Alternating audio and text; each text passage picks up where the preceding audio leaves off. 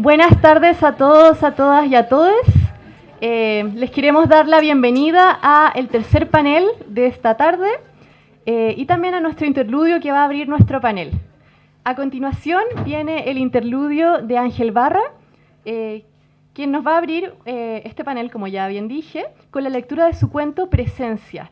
Recordemos que el panel se llama The Hunting Poetics, así que va muy bien con nuestra temática. Así que Ángel, por favor, te invitamos a pasar. Un aplauso para Ángel, gracias.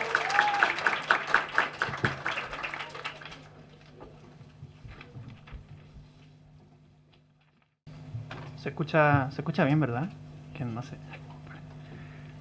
Bueno, vengo a leerles un pequeño cuento que, como dijo la casa, se llama Presencia.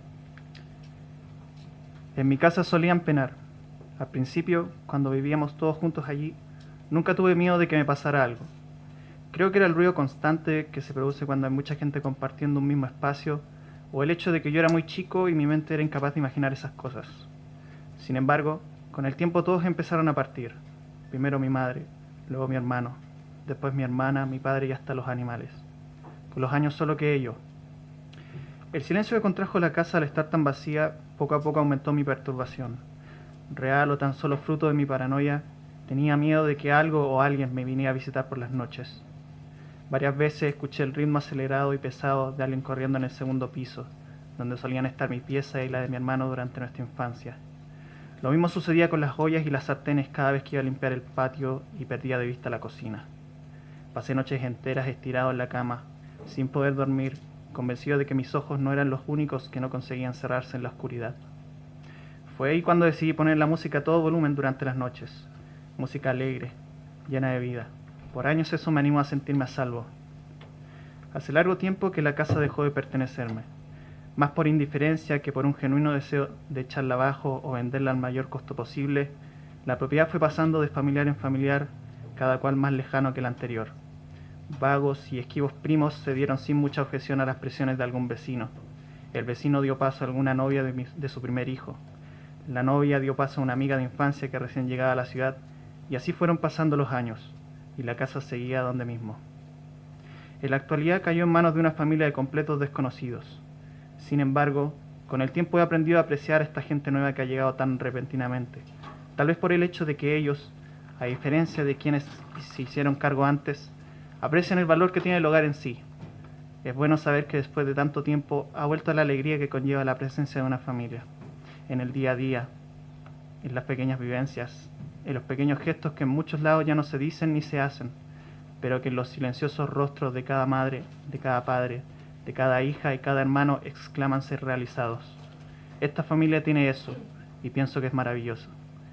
Irónicamente, ahora tengo miedo de poner música por las noches. Tengo miedo de ahuyentarlos. Tengo miedo de que ellos también se vayan.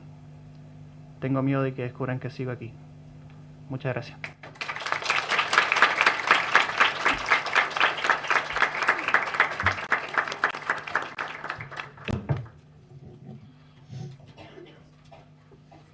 Muchas gracias Ángel por tu cuento, perfectamente gótico para el panel que viene ahora. Bueno, nuestro tercer panel, como ya les veníamos contando, se llama The Hunting Poetics. Esta es una mesa de literatura en inglés y está moderada por María José Navia, escritora, directora de Extensión y Educación Continua y profesora actualmente enseñando Literary Theory 2. Se presentan a continuación los siguientes trabajos. Primero, No Spoilers in My Court, but Your Honor, the murder was revealed in the first chapter, examining the relationship between food, power, and foreshadowing in We Had Always Lived in the Castle from a semiotic standpoint, de Luciana D'Amato, estudiante argentina que actualmente reside en Santiago de Chile. Estudia letras inglesas aquí en la UC y está con la mención de literatura. Actualmente termina su tercer año de la carrera. Luciana, te invitamos a pasar. Un aplauso para Luciana, por favor.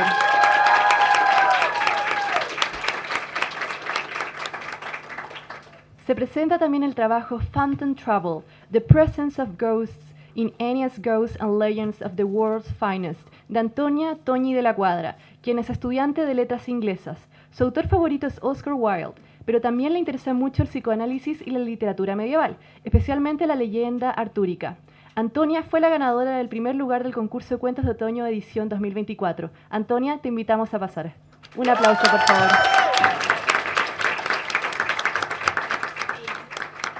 Finalmente, les recordamos que si desean hacer preguntas, pueden levantar la mano al final de las ponencias o escanear el código QR que verán en distintas partes del salón, del auditorio, también en la pantalla. Al hacerlo de esta última forma, estarán concursando por increíbles premios. Adelante, Luciana, el panel es tuyo. ¿Se escucha? Sí. Bueno, como fue mencionado antes, mi paper está en inglés, así que ahora también voy a hacer como un switch. So hello everyone, I'm Luciana and I'm going to present a paper that I did for Literary Theory 2.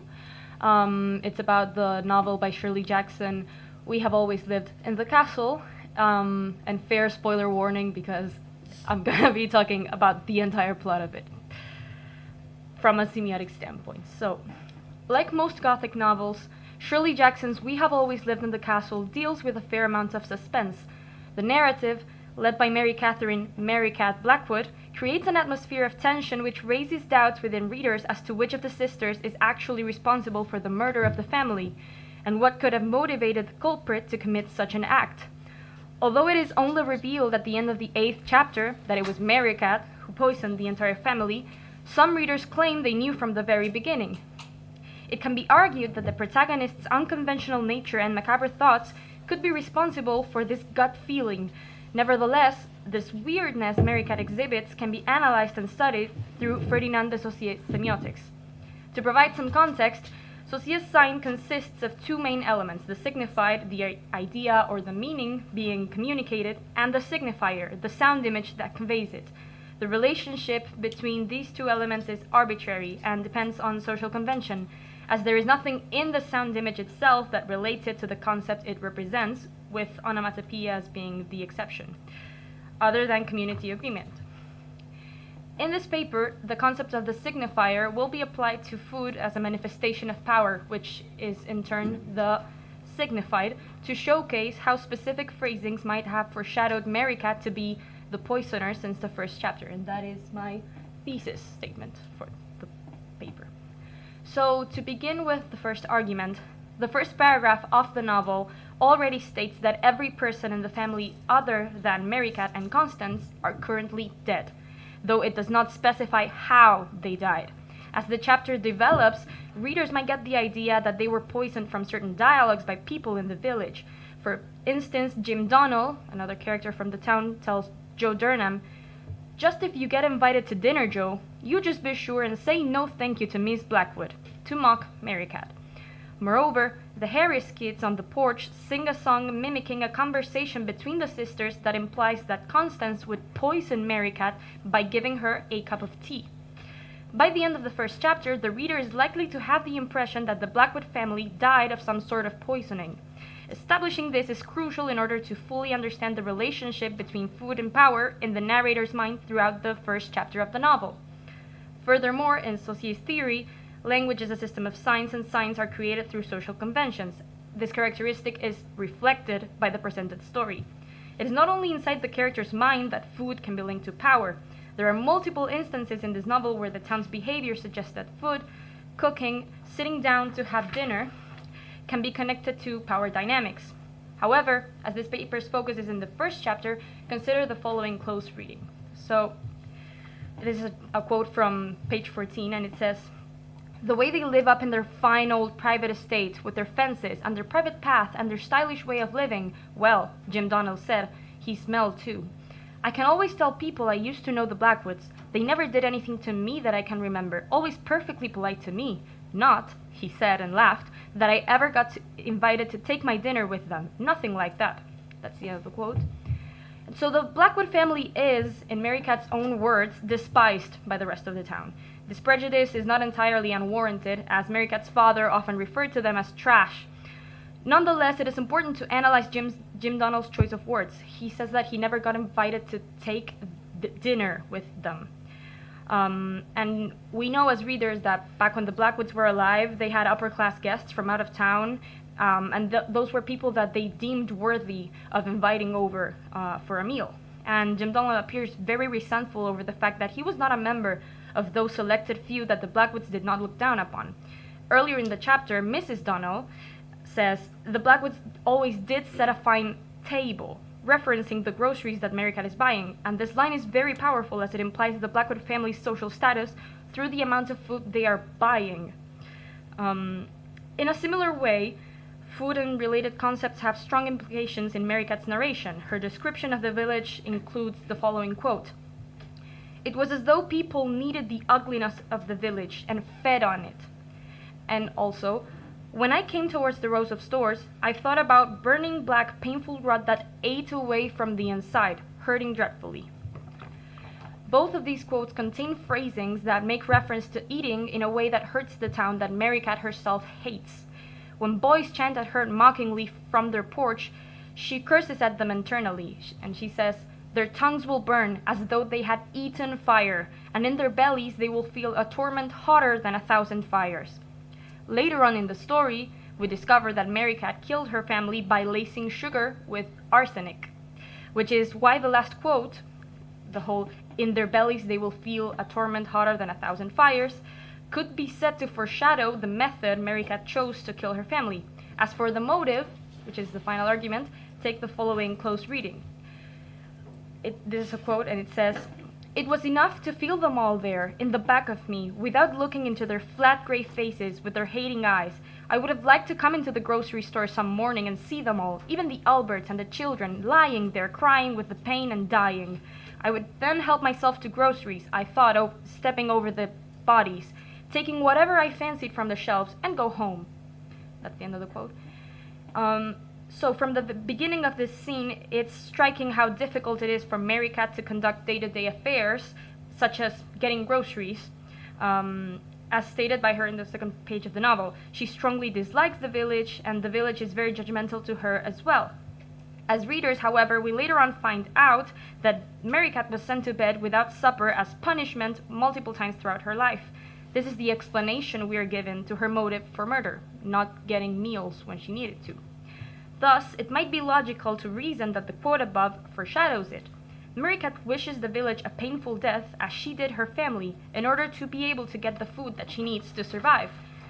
The cruelty that her family showed her by denying her supper is reflected by the townspeople encumbering her shopping for food, and so is her unremorseful desire for revenge against them. And so, just to round it a little bit off, in this particular interpretation of "We have always lived in the castle," food is synonymous with power. It is a sign that is established by the social conventions in the village that also has a special significance in Merricat Blackwood's life. From the town's point of view, food can be a way to demonstrate upper class status or a meal to be invited to, which would diminish the upper class's snobbishness. However, in Merricat's life, food was something that she was denied as a form of punishment, and killing her deniers could be read as a way of exerting power over them, because she did so through the ingestion of poisoned food. And this reinforces the idea of food being a manifestation of power, semiotically relating these concepts through the signifier and the signified respectively. And so I wanted just to take a moment to conclude this by saying that sometimes in literature, this was a paper that I did again for literary theater, and it's really nice to analyze literature from literary analysis, but the inclusion of linguistics can be vital for these types of analysis, as when we read, we sometimes abstract ourselves so much into character arcs and themes and symbolism, and we tend to forget to look at what's in the page, the particular grammar structures that were used, the wordings, the phrasings, and why these things happen. So linguistics and semiotics in this case allows us to concentrate specifically on what's in the page, which is really interesting and really important for every type of literary analysis. Thank you.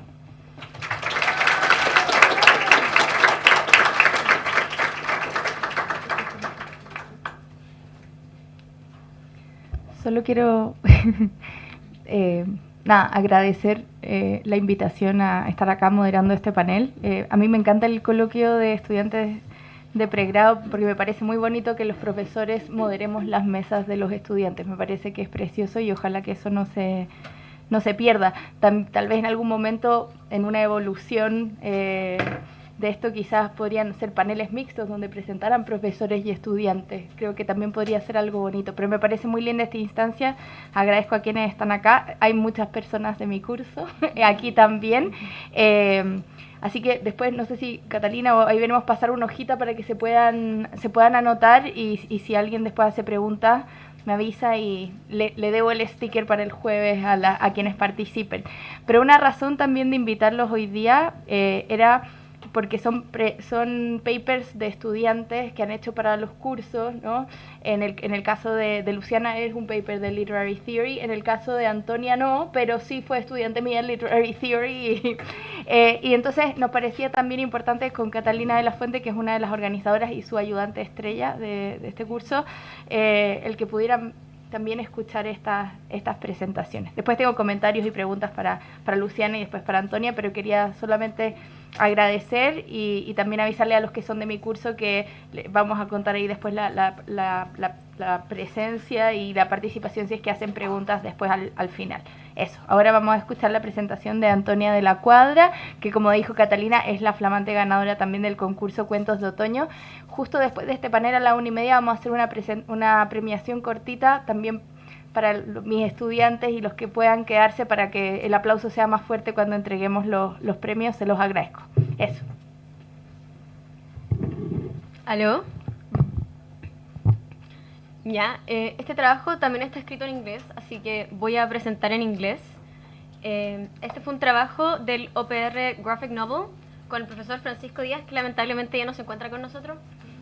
Pero... No lo digas así, parece como que realmente no se encontrará con nosotros. Se encuentra feliz en otro lugar, sí, espero. Pero le pone la atmósfera fantasmal. Ah, ok. Huntings de Francisco, muy bien. Así que ahora también voy a hacer el switch.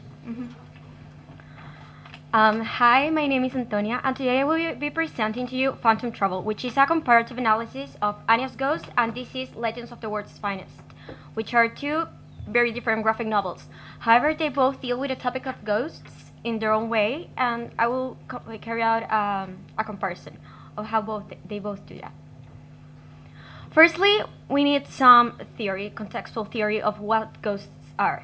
As described by sociologist Avery Gordon in the book Ghostly Matters, ghosts are by nature haunting reminders of lingering trouble and are never innocent. They appear where tension calls to them and where human problems may be exploited.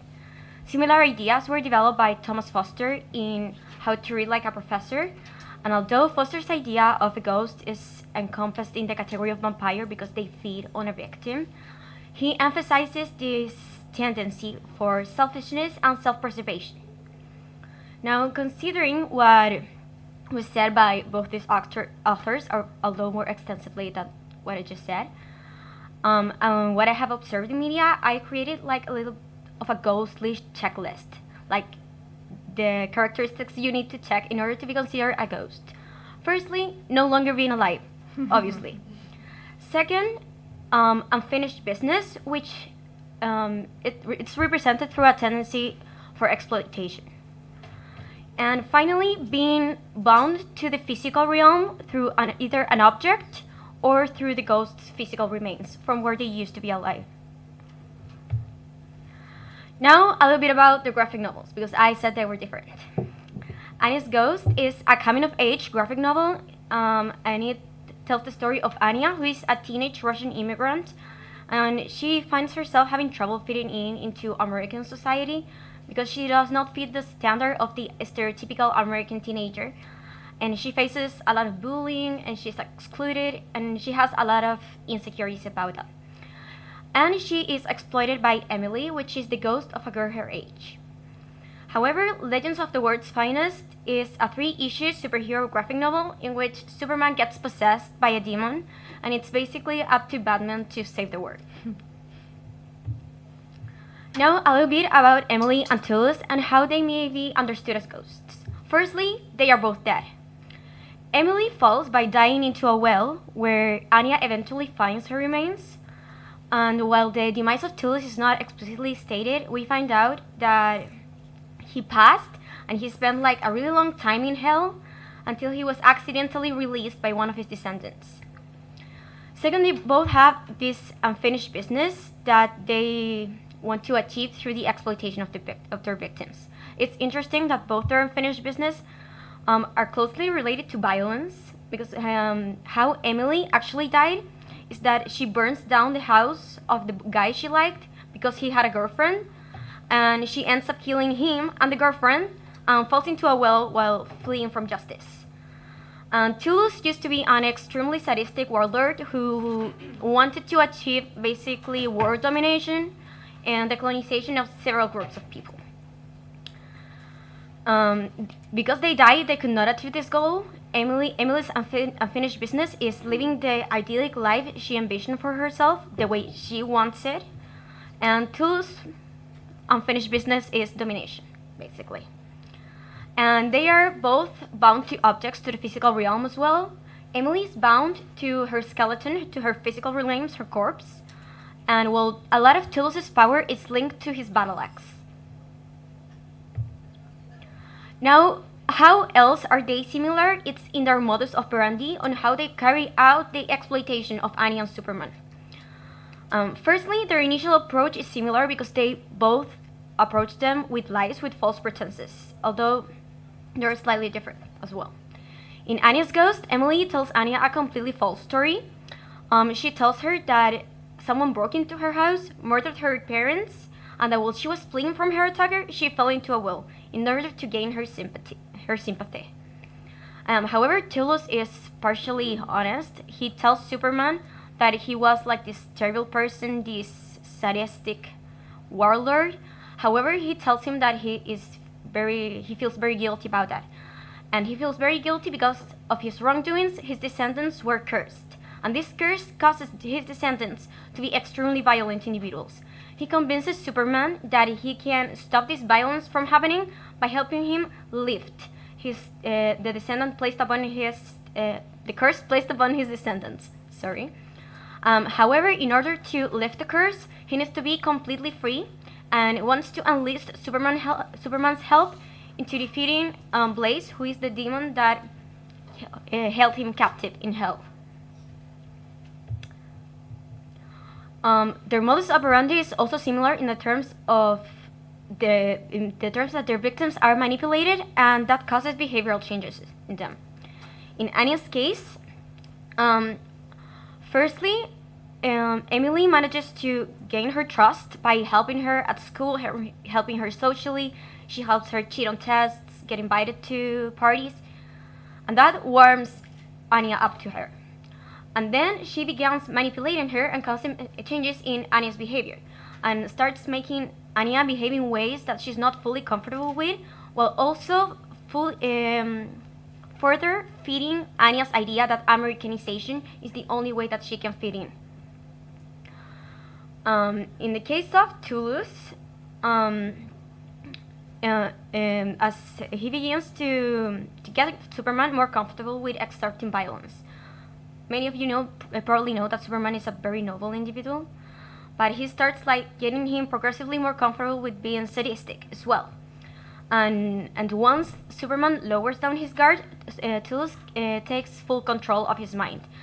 This is different from Anya's Ghost because at one point Superman loses his autonomy completely, and he even becomes at one point the sex slave of the Silver Banshee, who is one of Toulouse's descendants. In terms of victim background, Anya and Superman are loosely similar in a way. In terms of cultural backgrounds, because they're immigrants, although their cultural background plays a different role in both novels. In Anya's case, the need to detach herself from her cultural background in order to fit into American society is what makes her emotionally vulnerable enough for Emily to manipulate. However, in the case of Superman, his Kryptonian background makes him more powerful, physically powerful, and thus he's useful to Toulouse as a weapon, rather than as someone to manipulate. But in order to use him as a weapon, he needs to manipulate him. But since Superman does not have the same emotional vulnerability that Anya has, Toulouse needed to create this emotional vulnerability. How does he do this? He exchanges Batman and Superman's trauma and convinces Superman that he witnessed his own parents' murder, when it was actually the murder of Thomas and Martha Wayne that he is seeing. There's also some key difference in how they break free from the influence of these ghosts. In the case of Anya, she's the one to break away from Emily's influence. At one point, she starts doubting the way Emily is behaving. She becomes suspicious, and she begins researching. And although she gets help from Dimas, who's another Russian immigrant, she is the one that at the end confronts Emily, tells her that she knows the truth, and that she refuses to be further manipulated. In the case of Superman, that does not happen, because Superman has no autonomy at this point. So it's up to Superman to Batman to free him. Batman recognizes that when Talos switched their traumas, he recognizes that the memories of Krypton are not his own, thus leaving him with a clear mind to recognize the changes in Superman's behavior. He recognizes that he's becoming more violent, and thus he decides to align himself with Blaze, the demon that helped Talos captive, and gets the necessary knowledge and weapons in order to free Superman. There's also a difference in how they deal with trauma, with the lingering trouble that called the ghosts to them. In Anya's Ghost, Anya fully addresses her own issues. By the end of the novel, she tells her friend Shioman that she is comfortable with not being like everybody else. She does not feel the way to act American and act a certain way in order to be accepted, and she's comfortable with that. And thus, she no longer has an insecurity that can be exploited because she's conscious about it. With Superman and Batman, this does not happen. They went through some very harsh ordeal. However, the closer they get to dealing with this issue is that Superman basically tells Batman, "You're so tough, buddy. Like you have terrible nightmares." That's the closest they get to addressing trauma. And since they do not actually address it, it potentially leaves them both vulnerable for a potential possession in the future. So, in conclusion, despite their wildly dissimilar plotlines, both graphic novels are able to maintain the essence of what a ghost is and how it behaves, along with having some parallels in regards to the victim's background. As seen through comics analyze, ghosts are not the actual problem, but rather a manifestation of the problem. And thus, when we see ghosts in literature, maybe we should be looking towards what is under the ghost, what brought the ghost to us. Thank you.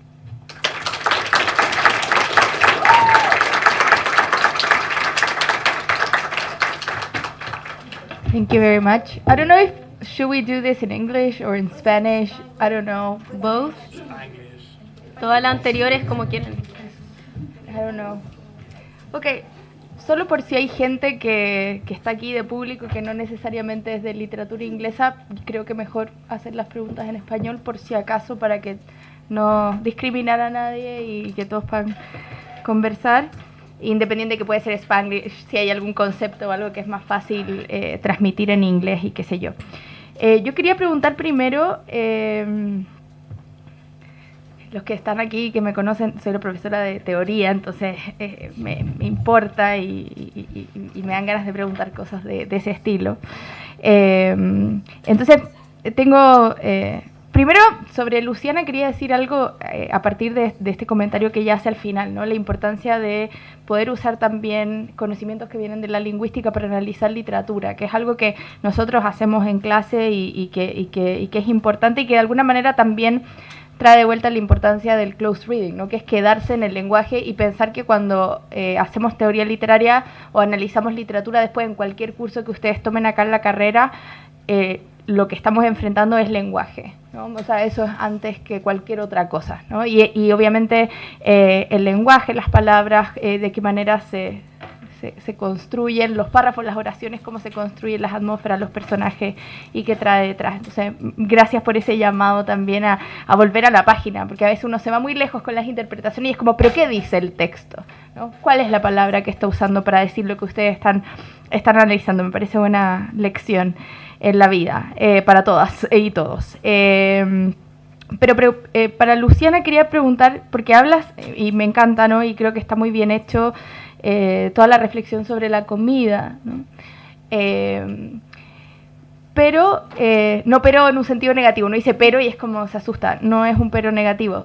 además, ¿no? Mejor, uno también podría pensar la comida en relación con otras cosas, ¿no? No solo como el significado, sino que en relación a estructuras sociales, ¿no? Y de hecho, un poco lo mencionas, este es un paper obviamente cortito y es mucho que siempre se puede explorar en cualquier trabajo, pero pensaba, por ejemplo, tú hablas de esta idea de estas cenas a las que son o no son invitadas las personas, ¿no? Entonces, es la comida, por cierto, y lo que pueden comer en esas comidas, pero también es la invitación, ¿no? El gesto de que te dejen entrar en esa casa.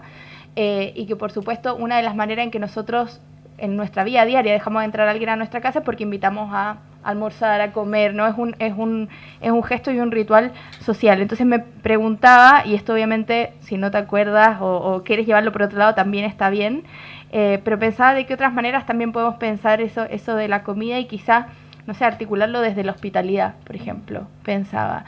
Y entonces, si quieres como pensar tu paper un poco con ese ojo ahora, como recalculando más desde la hospitalidad que es desde la comida, si crees que hay algo que nos puedas decir, y si no también, ahora que lees este texto después de un tiempo de haber tomado el curso, si tal vez desde qué otras esquinas también podrías haber analizado esto mismo, no que me cambies, porque obviamente puedes decir, podría analizar un personaje, no, pero la comida, ¿cómo también la podrías mirar o acercarte a ella desde otras perspectivas que se te ocurran ahora? Eso. Bueno, desde... ¿se escucha? Hoy, sí. Perdón. En general, pienso, por ejemplo, otro ángulo, por ejemplo, podría haber sido que Constance, la hermana mayor, era la que casi siempre era la que cocinaba todo. Merricat era la que iba a buscar la comida, de alguna forma era la proveedora, pero Constance era la que ponía la mesa, armaba todo, el almuerzo, la cena, para ella, para la hermana y para el tío, que en este paper no está muy mencionado, pero que también vive con ellos. Entonces tal vez hablar un poco de esos roles. Y en cuanto a la hospitalidad, siento que es un ángulo parecido a lo de, bueno, lo que mencionaste, que de ser invitado o no. Entonces, dejar entrar a alguien a la casa. Me acuerdo de algunos conceptos que vimos en Theory de, bueno, la hospitalidad y la hostilidad. Entonces, dejar entrar a tu casa a cenar a alguien puede ser un gesto de mucha hospitalidad, pero también uno puede estar dejando entrar hostilidad. Y está claro, bueno, esto se habló un poco en el paper, pero que la familia de los Blackwoods y la aldea, o sea, el town, no tienen una relación exactamente positiva. Entonces hay cierto como peligro. Las dos hermanas y el tío viven como casi que encerrados en su castle. Eso está en el título.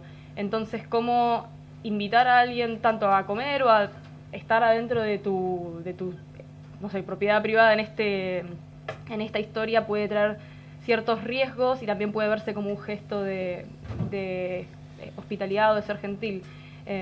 Y por el lado de la comida, eso más que nada, pensaba en lo de Constance y cómo ella es la que de alguna forma modera toda la situación del almuerzo y de las cenas. Claro, y eso se podría ver también desde Gender Studies, ¿no? Pensando en el momento en que fue escrito, obviamente, y que se esperaba que no es el tío el que cocina, no es el padre el que cocina, no, es ella. Y cuando estabas hablando también pensaba en eso, cuando lo decías, ¿no? Como de dejar entrar a alguien y la hospitalidad y hostilidad que eso genera. Uno podría llevar eso también al acto de ingerir comida, ¿no? Como dejar entrar un alimento a tu cuerpo, ¿no? Y que por lo mismo, cuando uno come algo, también puede ser que ese algo esté descompuesto, que ese algo te caiga mal, ¿no? Porque por el solo hecho de dejar entrar eso a tu cuerpo. Entonces creo que eso se ve muy bien y se podría llevar también ahí. El libro, por si acaso, claro, es We Have Always Lived in the Castle de Shirley Jackson. Que ahora están leyendo otro libro, entonces por si acaso. Y yo creo que importante también de lo que dices tú con respecto de fijarse en la página, ¿no? Pensar en ese always, ¿no? No dice we live in this castle, ¿no? We have always lived in this castle, ¿no? Y ese always le va a generar una presión. Y lo mismo el pensar, de nuevo, las cosas que están sobre las páginas y las que no. Esta podría haber sido una novela de unas hermanas que matan o una mata a su familia completa y agarrando un rifle y matándolos a todos, ¿no? O sea, o qué sé yo, de cualquier otra manera, prendiendo el gas, qué sé yo. pero la forma que Shirley Jackson escoge para que esto suceda es a través de la comida, ¿no? Entonces también le agrega ese gesto de quién hace la comida, quién es, entonces ese poder que uno tiene, porque yo soy quien te alimento, entonces yo también te puedo envenenar, ¿no? Y me parece aún también más bonito, ¿no? Y que tú lo mencionaste también, que no es que envenenó la comida completa, sino que envenenó el azúcar, ¿no? Que como uno pensaría lo dulce, ¿no? La niña, estas chicas, estas hermanas, y a través de lo dulce se envenena a esta familia. Nada, para pasar a Antonia, si después hay más tiempo, tengo más cosas que quería conversar. Y también quiero preguntas de ustedes para regalarles stickers, y los que no son mis alumnos pueden ir a buscar stickers después a mi oficina. Yo marco así la participación. Para Antonia, pensando en dos cosas. Primero, así como Luciana hablaba de la importancia de la página, ¿no? Y de ver lo que está en la página, te quería preguntar qué desafíos, si es que hubo desafíos, te implicó a ti analizar graphic novels, ¿no? Porque estamos acostumbradas desde los estudios literarios, estoy generalizando obviamente, pero por lo general las cosas que se leen son textos, no solamente palabras.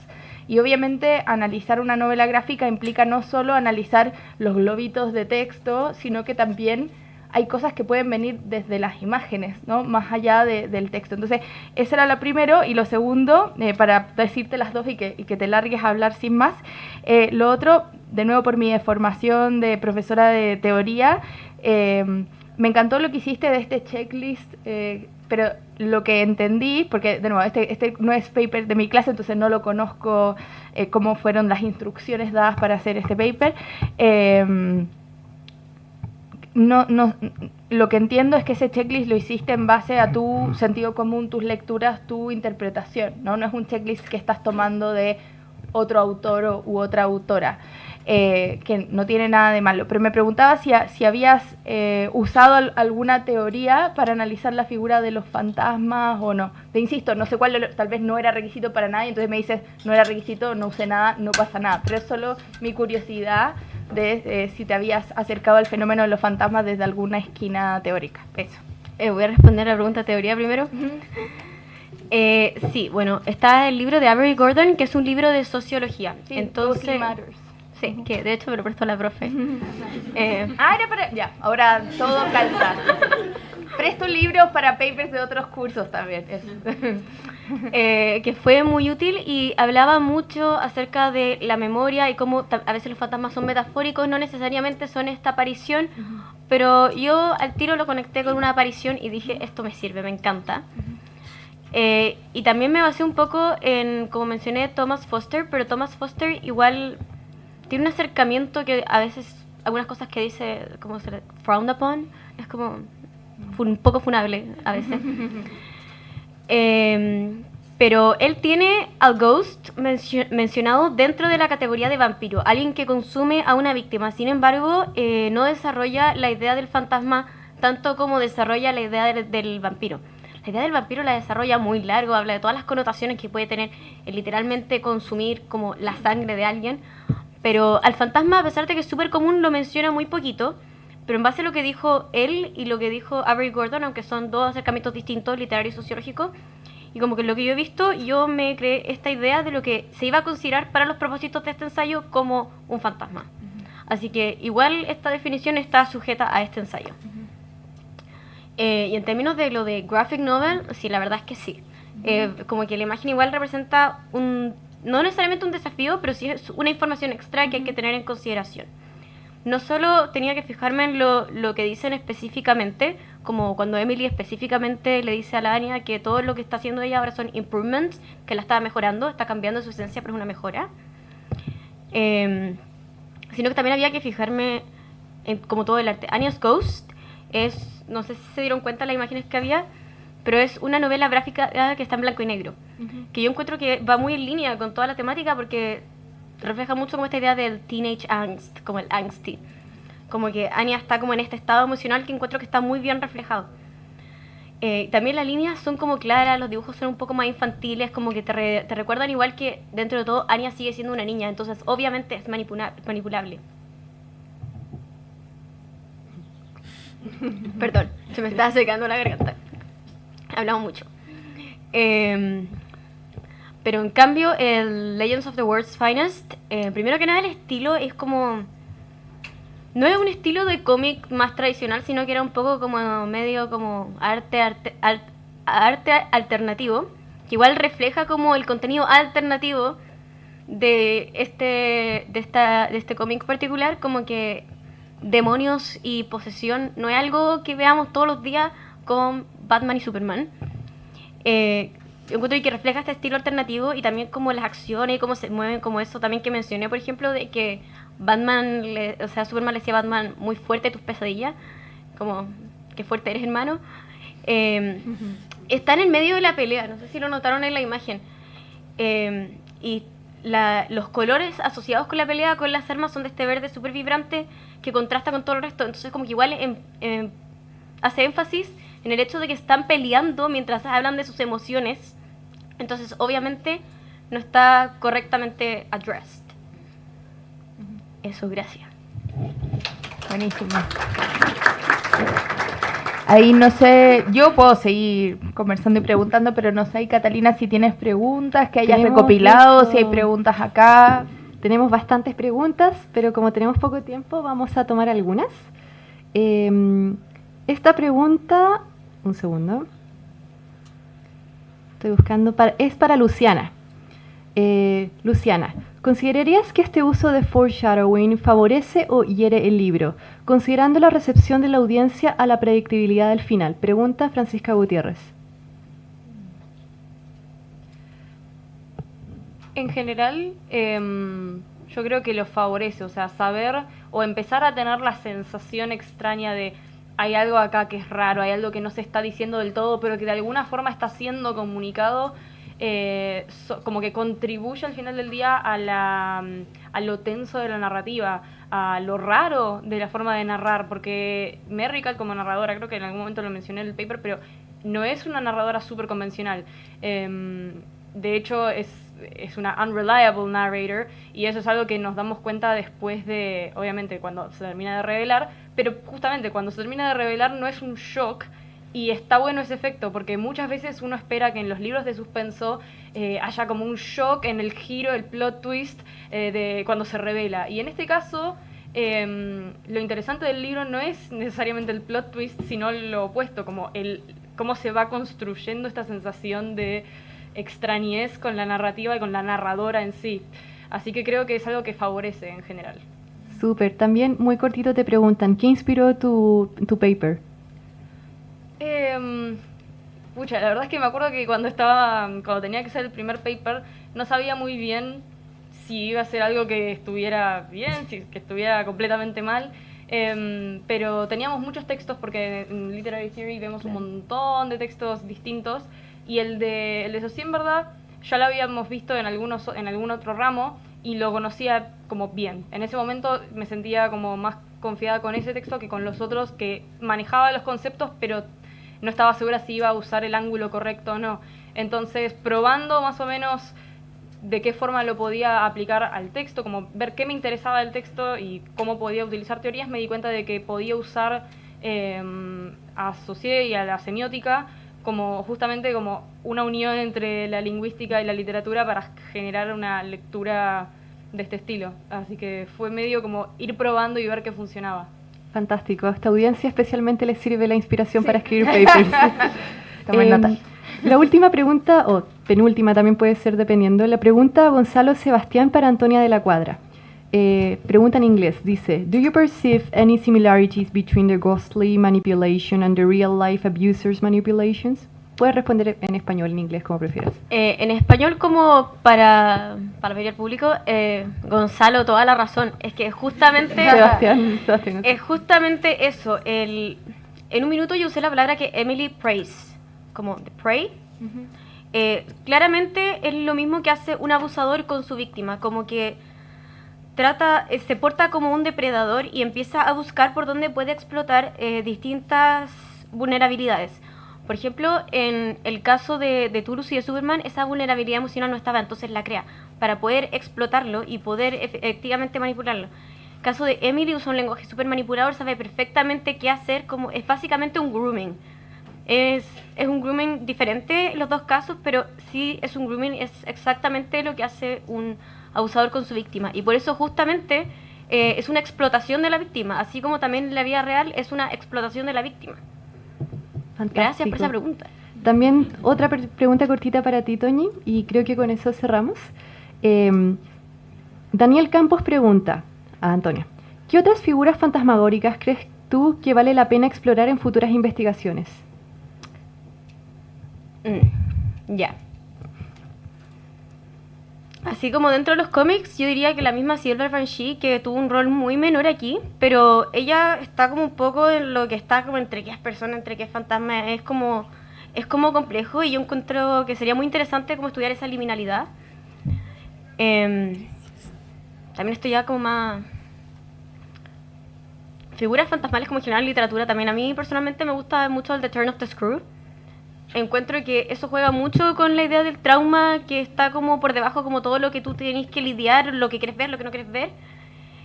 Y otra figura fantasmal, que esta ya es más personal mía, que encuentro interesante para mí personalmente es Casper, porque justamente lo que Casper no hace es que no hace como esta explotación que vemos en otras figuras de fantasmas.